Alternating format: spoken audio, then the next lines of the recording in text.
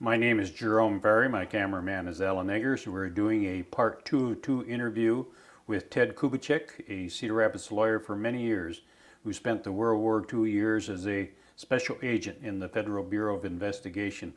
Ted, you were in law school at the University of Iowa when the Japanese bombed Pearl Harbor. Were you eligible for the draft at that time? I was eligible for the draft, but I happened to be on the highway when I was a prospect. I was going to be editor, one of the editors of the Law Review, and the Big Ten had a law review conference in Champaign, University of Illinois, and we were coming back from that conference Sunday afternoon when we had the car radio on. That's where I heard about the bombing. Did the draft even enter your mind, or were you exempt possibly because of your status as a student? I was exempt not as a status of student, but because I was married. Okay. And exempt at that time, I should say. That exemption only lasted about a year. How did it so happen that you got involved with working with the FBI, Federal Bureau of Investigation?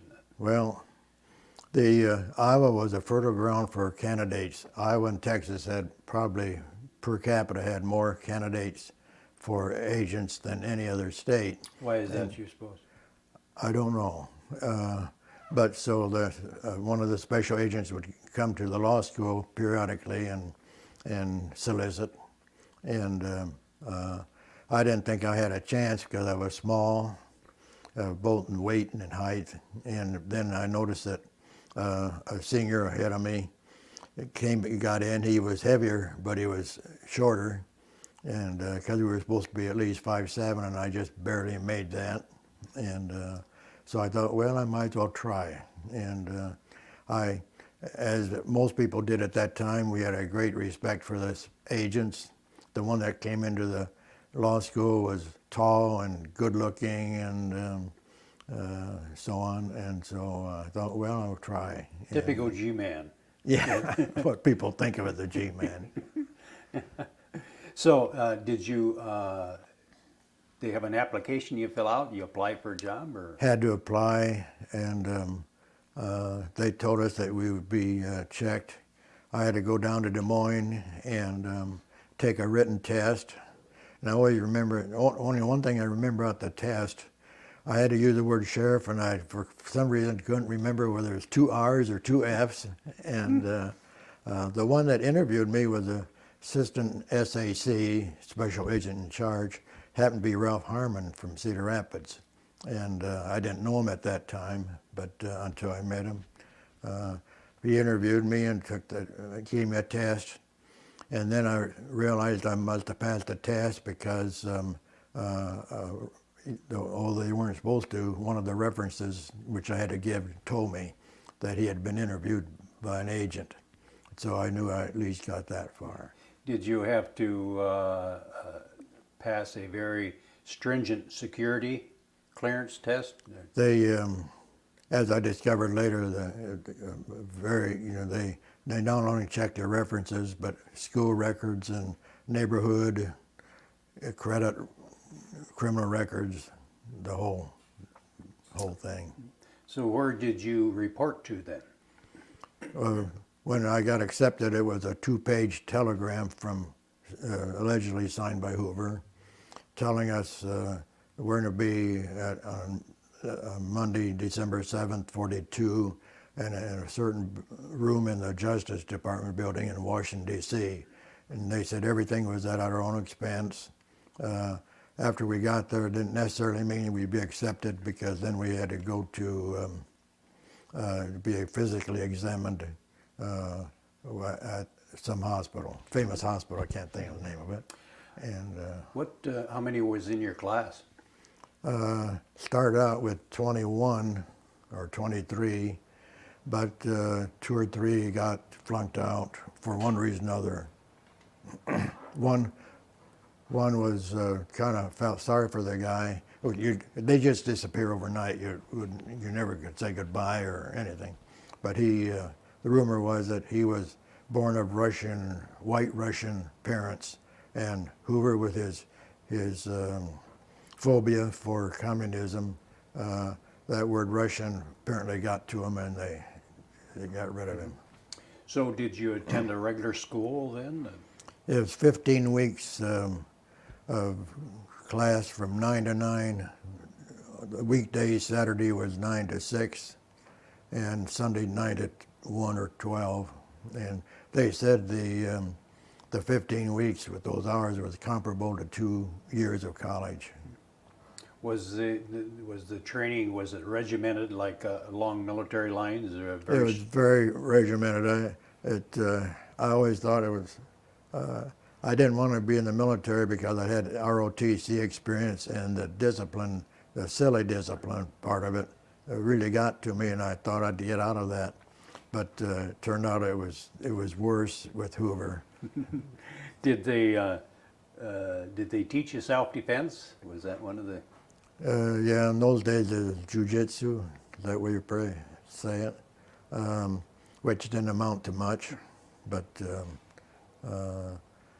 we were taught really how to kill with our hands, and I learned about 4 or 5 different ways, which I don't care about talking about, but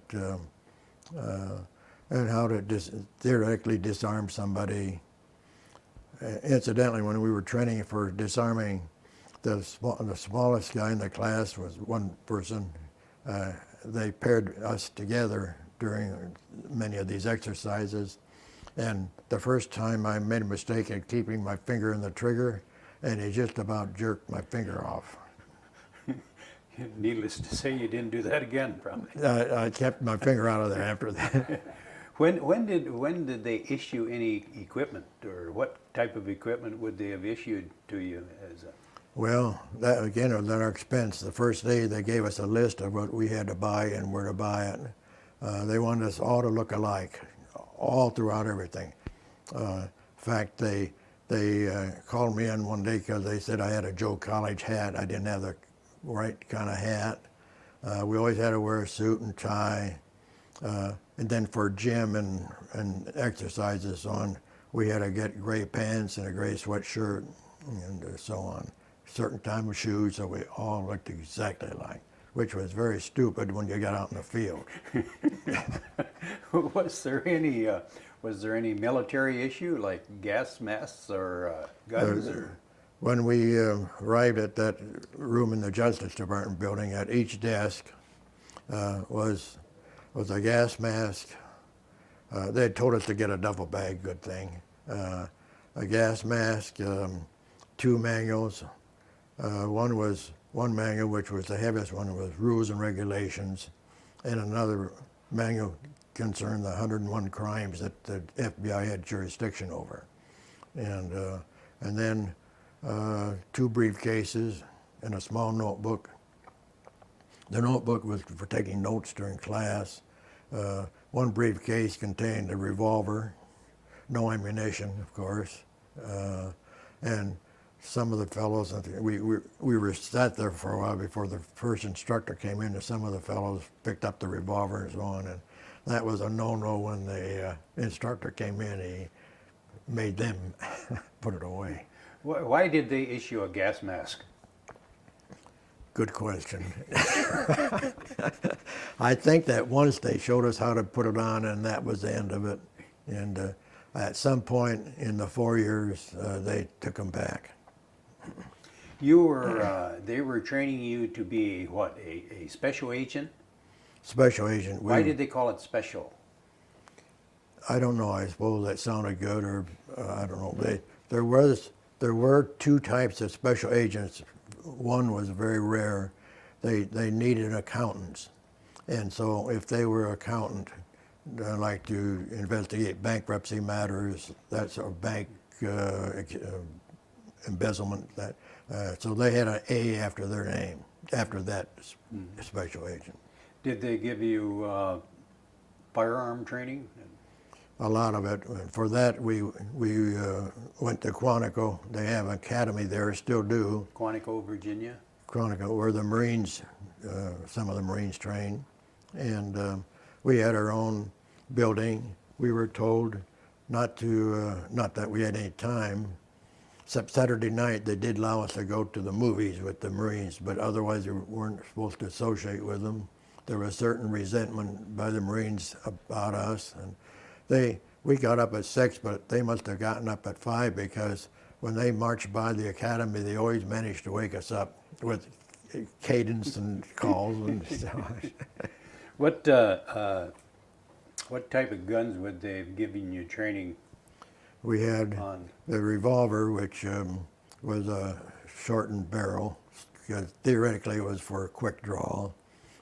And so we had a quick draw holster, and we trained in that and the Tommy machine gun, Thompson machine gun, the short cut-off barrel of a shotgun, gas gun, and a 30 caliber rifle, and that's it. How'd you do in target practice?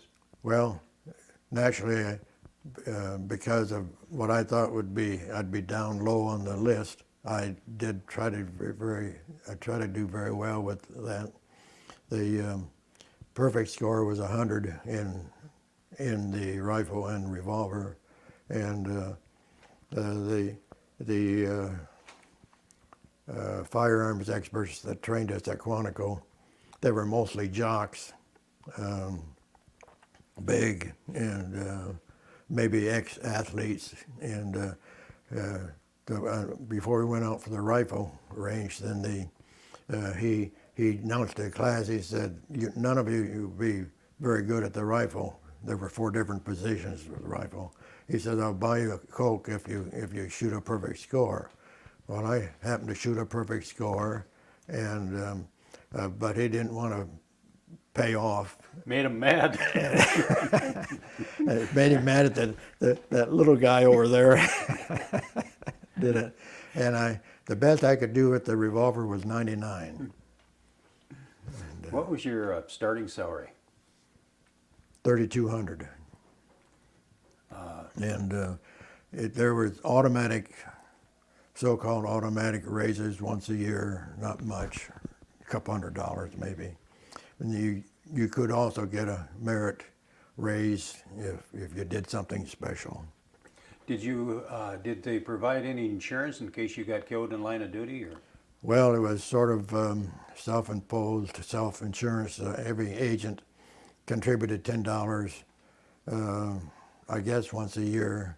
And then if somebody was killed, then they would assess us another $10. And at that time, there were about 4,000 agents, so that would be $40,000.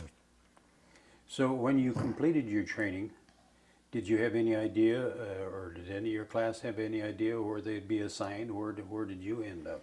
About a week before we graduated, then they announced our assignments, and everybody got up one by one and told where he was going. And Cleveland, New York, Los Angeles, so on. When I got up, I was still pretty green about everything. After I was only about 23, I guess, maybe 21. Anyway, I got up and said New Orleans, and 1 or 2 knowledgeable students laughed because I should have said New Orleans. I was told right away how to pronounce it. What was going on in New Orleans that they would need special? New Orleans? New Orleans? That would was require special agents. It was one of 3 so-called open ports during the war. San Francisco, New Orleans, and I think Baltimore were the 3 where the non-combatant ships could come in. Spain was one of them. And so it took a lot of, we had over 100 agents in New Orleans because these ships would come in, and if they thought there was somebody on board that they wanted to find out about, then we would let them go on shore and then surveil, follow them. Was there any particular countries that were quite suspect at that time period? I don't know, but since Spain could come in there with ships, then obviously if somebody wanted to come in, they would come in on a ship like Spain. What type of cases would be covered under your jurisdiction? Well, like I said, there was 101 different possible crimes. FBI was sort of a catch-all. If another agency of the government didn't cover that, like Treasury Department covered it, Secret Service, and ATU, Alcohol Tax Unit for stills, that sort of thing, and some other, I think some other had some, post office had their own inspectors, but so we were a catch-all. We got everything that nobody else had jurisdiction over. So some of them were very, never saw like Migratory Bird Act, and but the common ones were, of course, we were there mainly for civil defense. So sabotage and espionage and sedition were the defense ones, and but they're like the Mann Act, prostitutes carried across the state line. Is that what the Mann Act stood for or consisted of? Yeah, MANN, yeah, and there was some of that. I kind of took time off. There was because there was a big ring of prostitutes operating out of Cedar Rapids and Birmingham. And when I found out it was Cedar Rapids, then some of the girls were from Cedar Rapids. I went to part of the trial. Of course, I didn't know any of them, but they were sitting right in front of me, and they looked like everybody else. And being you were from Cedar Rapids, you thought you could probably add something to this. Being a rookie, did they try to work you to death right off right at the start? Or? Not necessarily, except there were a few old timers. We called them 10-year men, and they tended to goof off. So in that sense, we worked a lot harder than they did. You were a young guy from the north, probably never been to the south before. Was the prejudice and discrimination very evident in the deep south at this time? Very evident. Not so much in New Orleans. I didn't get into it much there, but when I was assigned after 4 months to Birmingham, I just couldn't believe that they were still fighting the Civil War. Nothing had changed. The shacks out in the cotton fields, the blacks were there. Theoretically, they were free, but they weren't really free. They had no money. They couldn't go anywhere. The blacks in the city of like Birmingham, they tend to be a little more rebellious and belligerent, the men at least. But frankly, I enjoyed the blacks out in the country. I just, they made themselves happy. You'd see them dancing in the fields, singing. When they were picking cotton, they'd be singing even though they're back-breaking job. And the shacks had no electricity. They must have had a little pump for water. They couldn't get along without water. Mm-hmm. So what was Special Agent Ted Kubicek's first assignment? Well, we had 2 weeks of experience in Washington, D.C. I guess just for training. And I remember walking to it didn't amount to anything, but because they gave us, since we were just in training, they didn't give us anything important in the Washington field office. Usually checking for some would-be employee of the government. And I remember walking to that apartment and wondering, it was just so new to me. You were talking about a ship captain had his pistols or thought the pistols were New stolen. Orleans. I was one of the crimes was a crime on the high sea. It was an FBI jurisdiction, and a captain of a ship that came in called our office and said that he had lost a brace of pistols, and somebody had stolen them on his ship.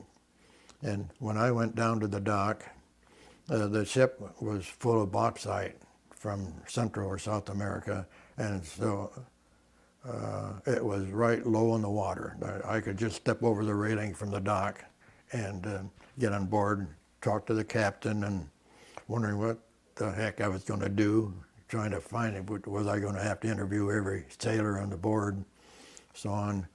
But so I left that day after he gave me the story. He described the pistols. And the next day, he called our office and he said he had found the pistols, but I had to go back and close out the case.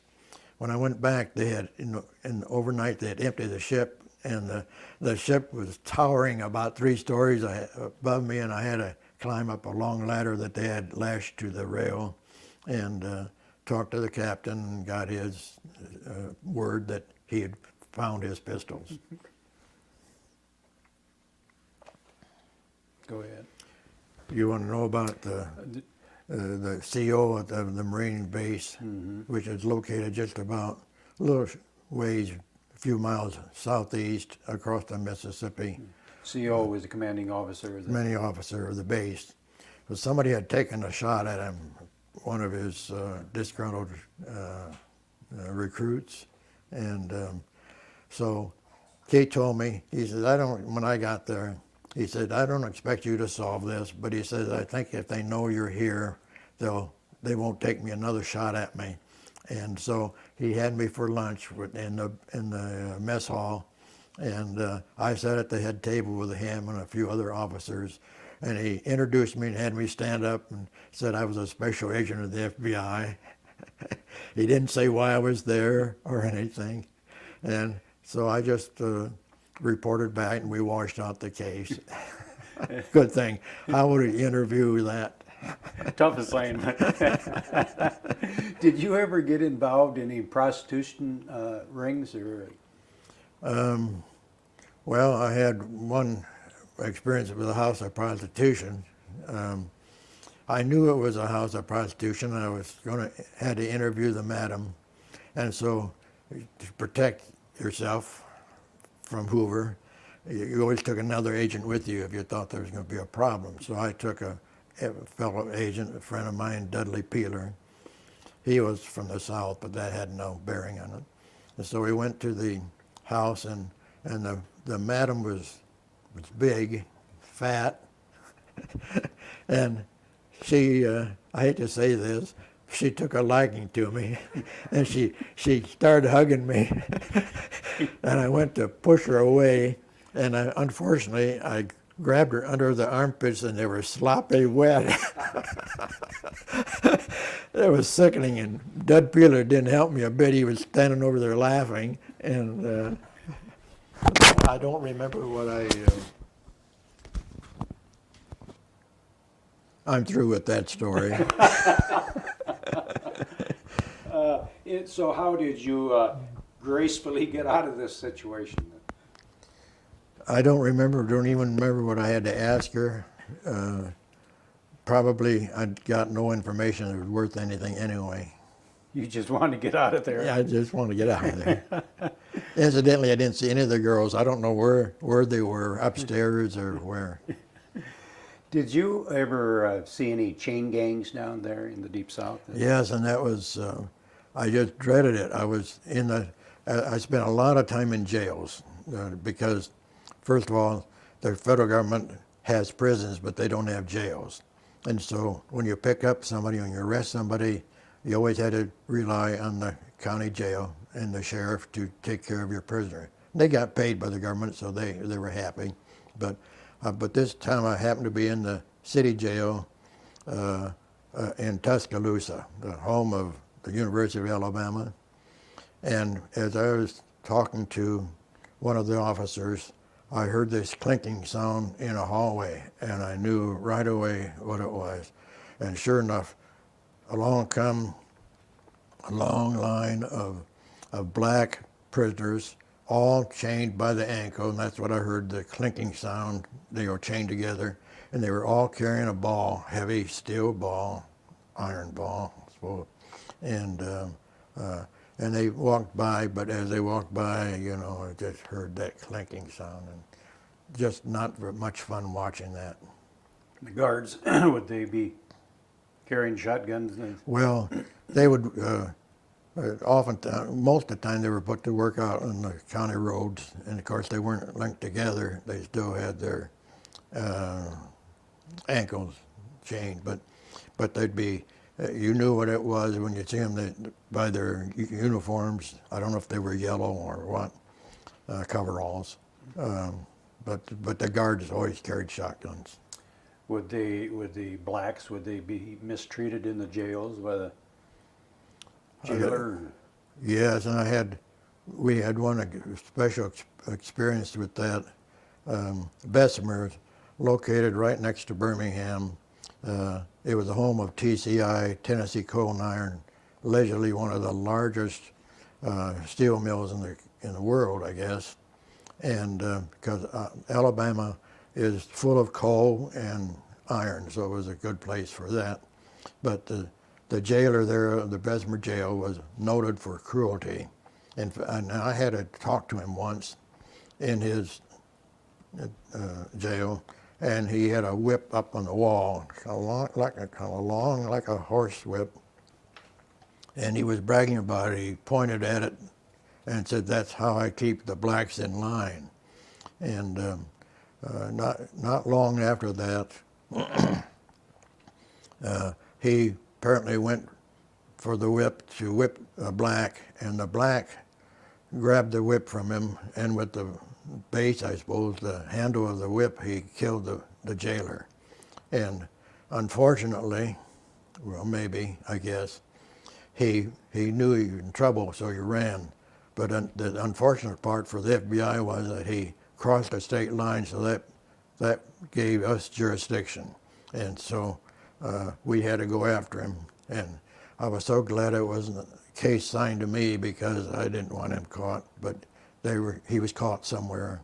And you can imagine what happened to him when he got back. I imagine, were the blacks, were they called niggers at this time? Was that a common phrase? In order to get along with the county sheriffs, and they were bad news. I never cussed much, and I thought I got to talk like they do, and I tried to learn to swear, and it wasn't too easy. And I knew when I gave it up because I sounded so artificial. And at one point I did call the blacks niggers, and I hate it. I hate that word. Mm-hmm. And so. How about the highway patrolmen at this time? Did they have any more respect for the blacks than the sheriffs did? They were a little higher class than the sheriffs, but most law enforcement were bad news. Would the law enforcement, the local law enforcement down there, would they have any respect for the FBI men, or did they look down on them? Well, the word was around among the agents that they would have trouble off and on with different law enforcement officers, because Hoover had a policy that if we were involved, we were the boss. And even though it was more or less a local situation, we were supposed to take control and tell them what to do. And I stayed away from that. I was able to get along pretty well. In fact, I became good friends with some of them.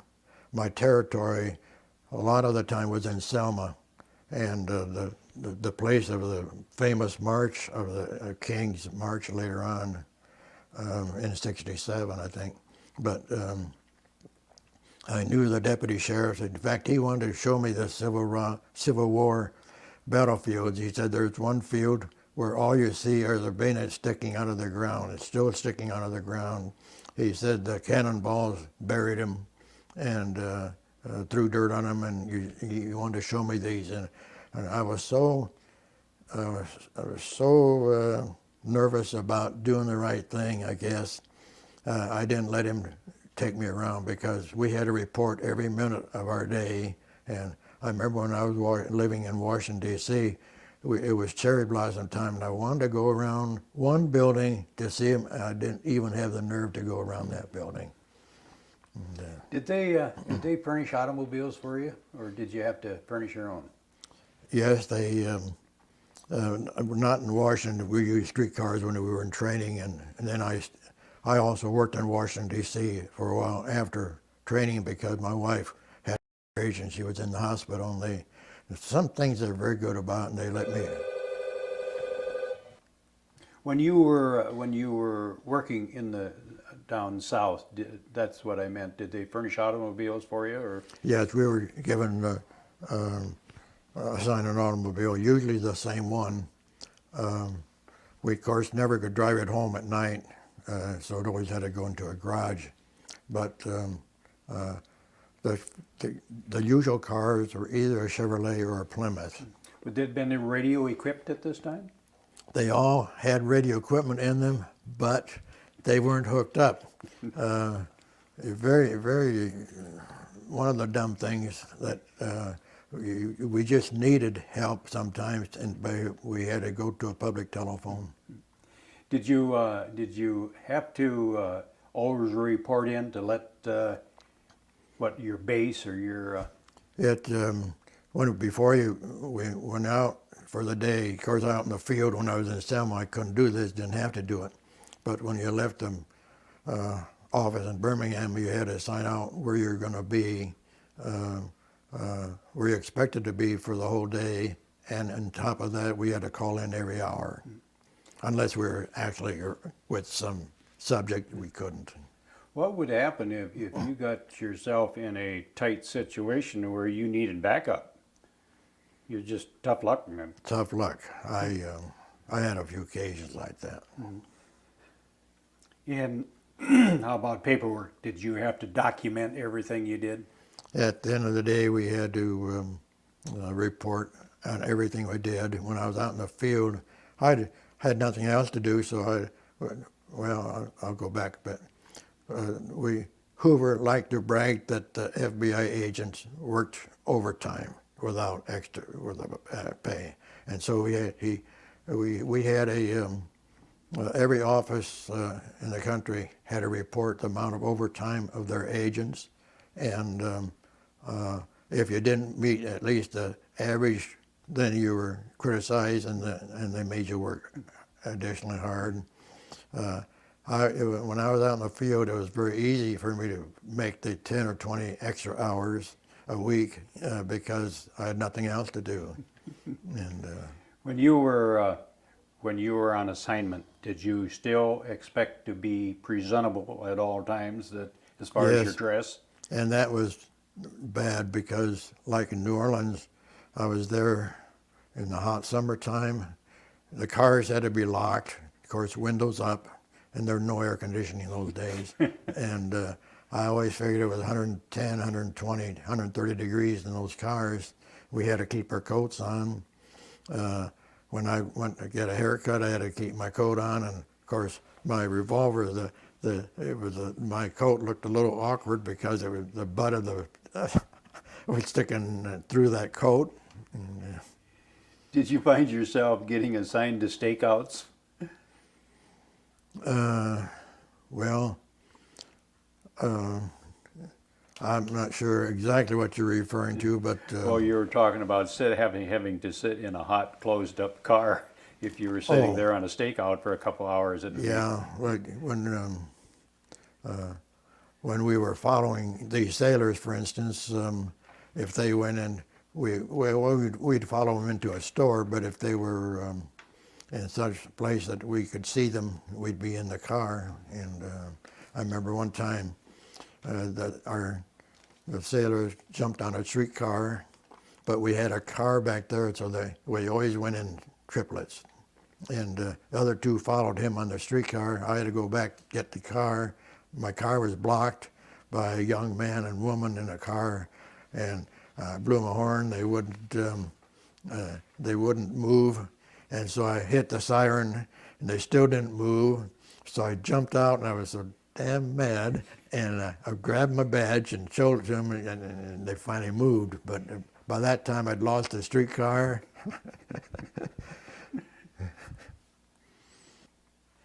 What would have been one of your most embarrassing situations that you found yourself in as a young special agent?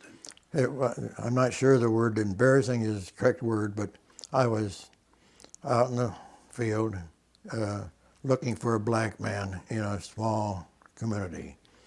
And I went to the door and to ask this black man about the situation. And when he gave me his name, I realized he was a black man that I was looking for, but not the black man that particular moment.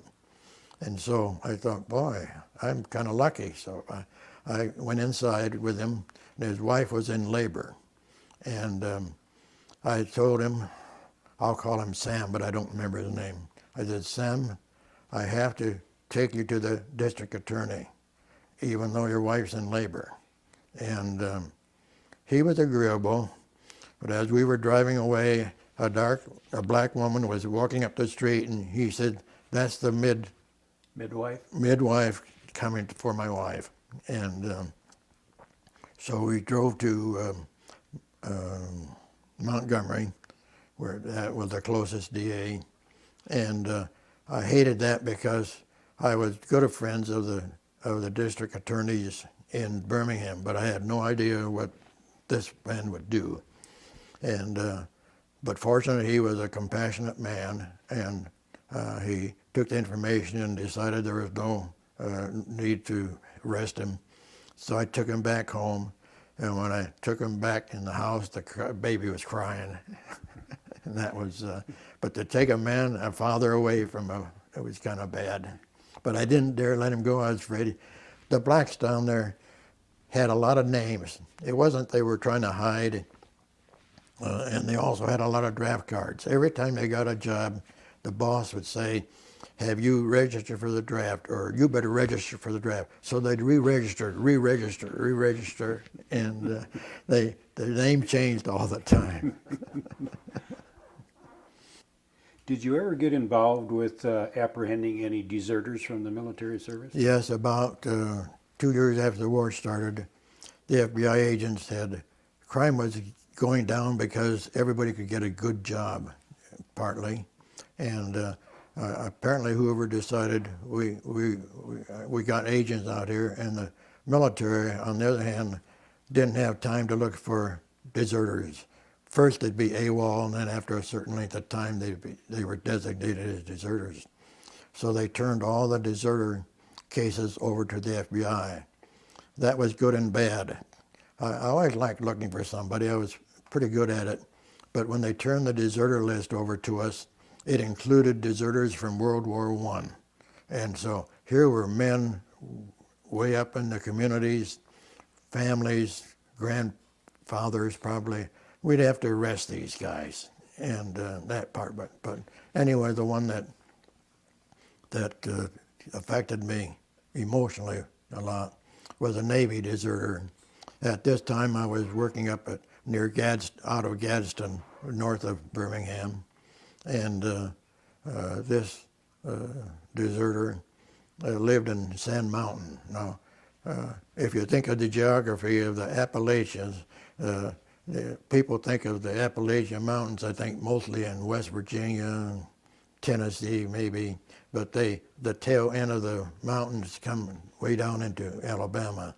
And the same type of people, good people, but very different. In fact, I just read a book recently about the Scott-Irish that settled in the Appalachians.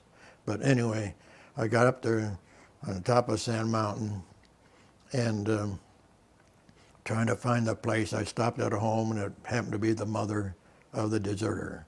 And I told her that I came to get her son.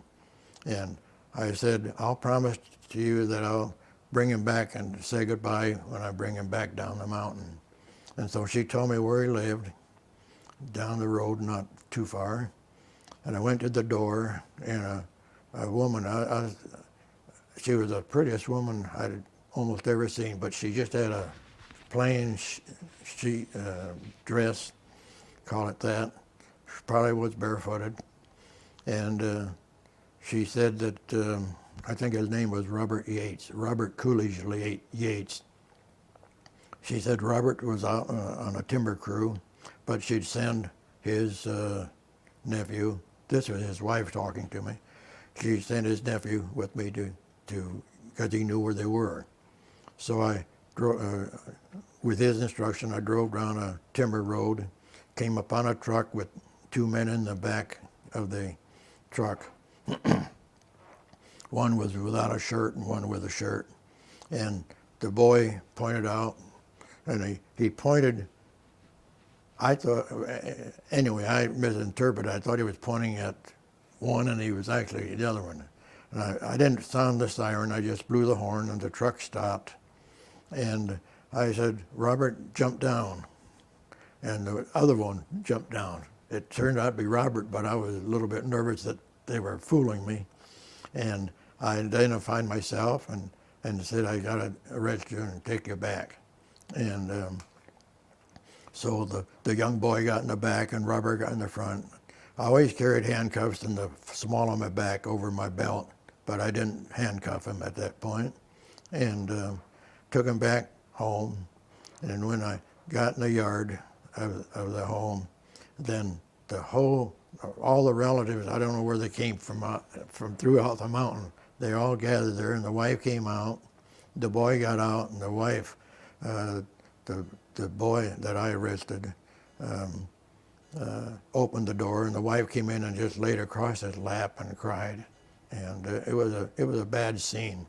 And then, as I said, we have to go now, and I didn't want to go down that mountain at night, and so she got out, and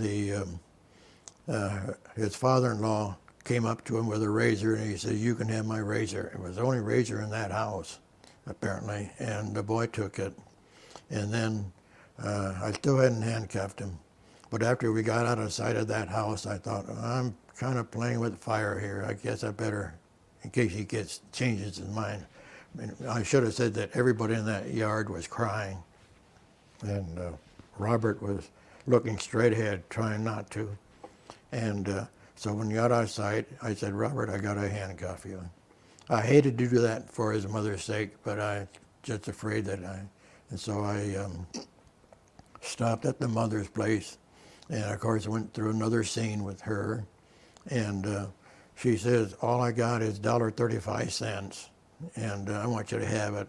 And Robert refused to take it. He said, no, I can't do that, something like that.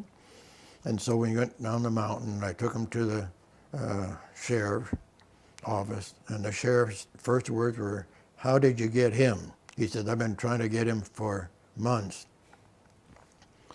And I thought, well, maybe I was lucky, but that was usually my approach. I didn't, some agents like to play cops and robbers and sneak around and so on, and I always used a direct approach, and I think maybe, in fact, the boy said when I picked him up, he said, I've been expecting you.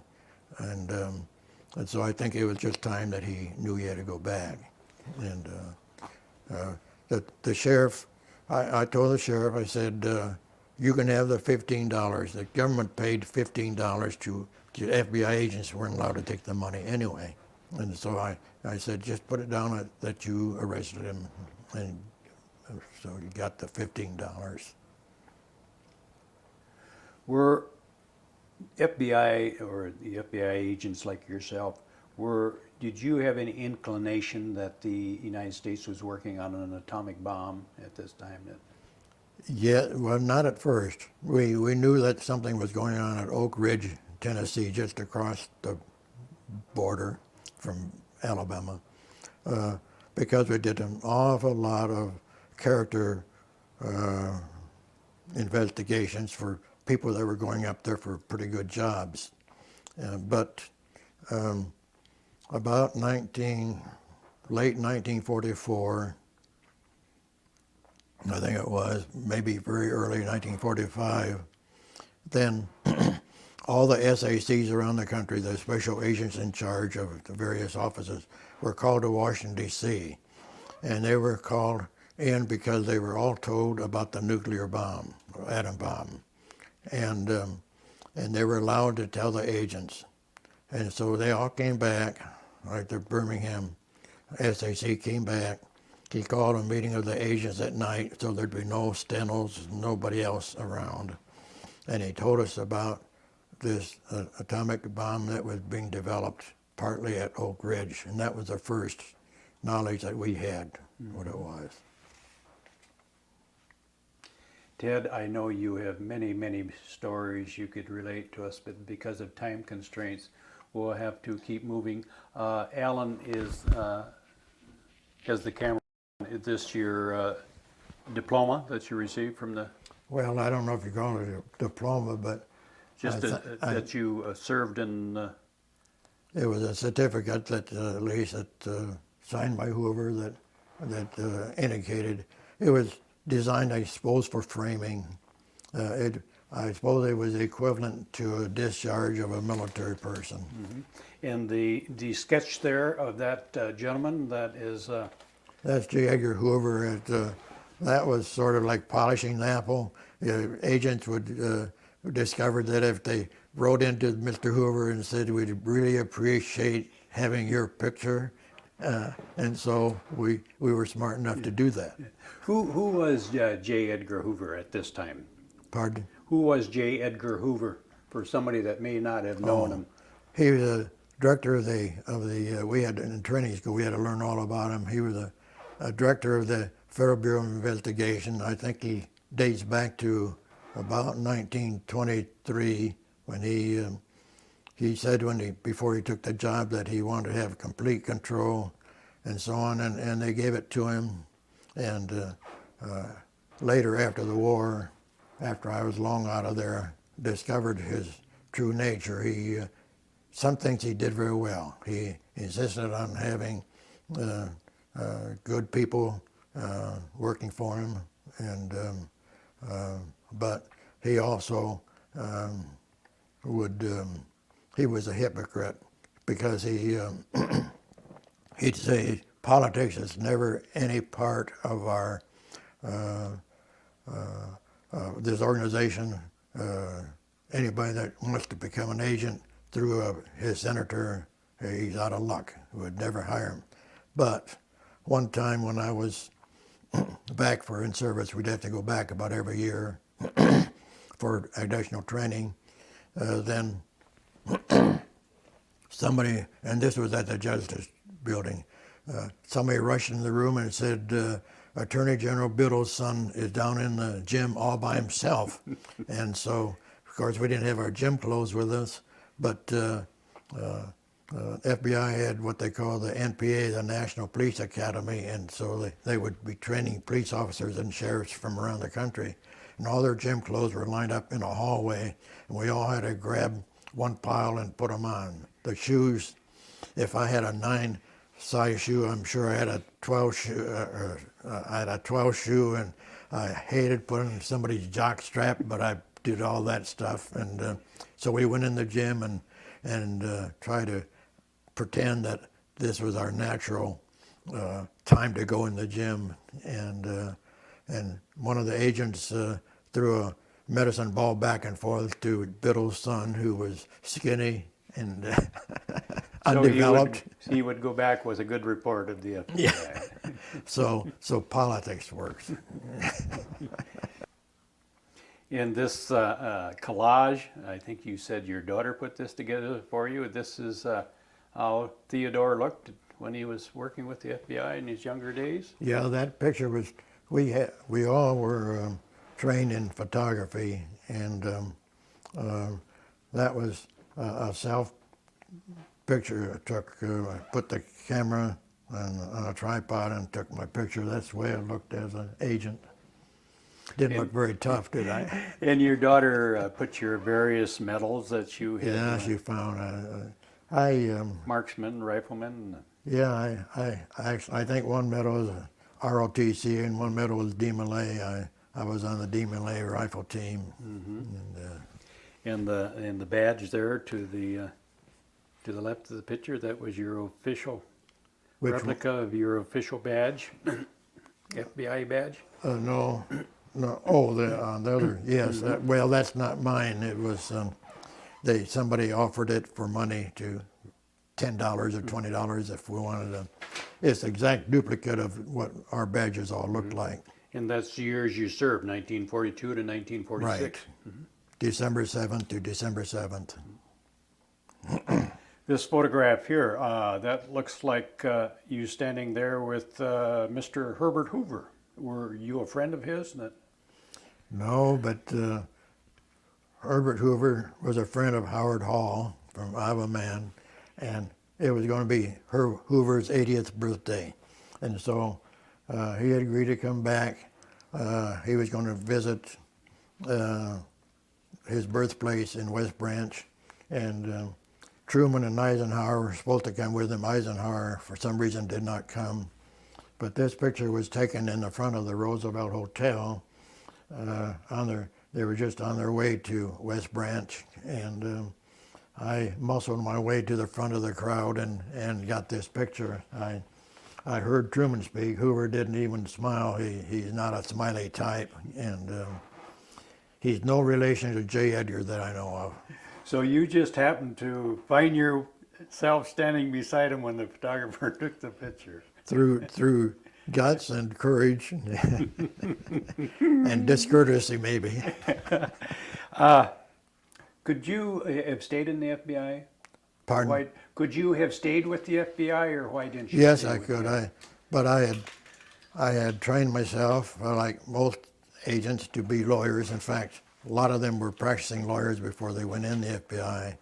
My father was a lawyer, and I kind of wanted to come back home to try it. Sometimes I regret it, financially and otherwise. If I'd stayed in another 16 years, I'd have had a pension for the rest of my life, and from a selfish point of view. There was one reason that I decided not to stay in. Usually, when cases were given to us, somebody else took the complaint. Maybe the complaint was from Philadelphia or something, and we had only a portion of the investigation. Maybe we just found out where the subject was. The rest was not part of it. But near the end of my career, I happened to take a complaint. I can't remember for sure what the crime was, alleged crime. I took the complaint. I made the investigation. I made the arrest. I prepared the report for the district attorney, which we were supposed to do. And with these reports, they could almost go into the courtroom unprepared, and they just read from the report, question witnesses on. In this particular case, I was sitting in the courtroom because I was a possible witness. The subject pleaded guilty. There was no trial, and I heard him sentenced. And I sat there and I thought, my gosh, only one person was responsible for this thing. I did the whole thing. I got the complaint, I made the investigation, I made the arrest. I was sitting in the courtroom ready to testify, and it bothered me. He was, when you compare county sheriffs down there with your subjects, the subjects usually were much better. And I never hated, I fortunately never had a bad case. Now, nowadays the FBI have bad cases, the mafia and so on. But I never disliked any of the ones I arrested. And they usually, I got a lot of confessions. I guess maybe because I had that attitude, I don't know. But So it was shortly after this that you decided to end your career with the FBI, and yes, I had been assigned from Birmingham after 3 years to Chicago, and but I came home on leave on the way to Chicago, And at that time, my grandmother died. And up to that time, my father had said there just wasn't housing in Cedar Rapids, and so if you come back, you won't have a place to live. And she died, it opened up a place for me. My father was her only heir, and I bought it from my father. And but then I was in Chicago, in Cedar Rapids. I had to terminate my careers. I still had my revolver and the manuals and everything but the gas mask. And so I wrote a nice letter to Mr. Hoover telling him that why I was resigning and that I loved the Bureau and all that. So I was told to go to Chicago and turn in my equipment. So I did. I went to Chicago, and only time I was ever in the Chicago office. And it was sort of, it was tough. As I took out I still had the revolver in my hip. I took it out, opened up the cylinder and emptied out the cartridges, handed him the revolver butt first, and dug out from my briefcase the manuals. And the only thing I kept was my notebook with my notes in it. And then periodically we got bulletins from almost every week in 4 years. I had a notebook of bulletins and I kept those. And but that was the end of it. Shook hands with the men there and came home And then you went into law practice with your dad. with my father and brother-in-law. Ted, unless you have any more memories to share with us, the Carl and Mary Kaler History Center of the Linn County Historical Society would like to thank you very much for sharing your memories with us. Thank you. It was a pleasure, Jerry.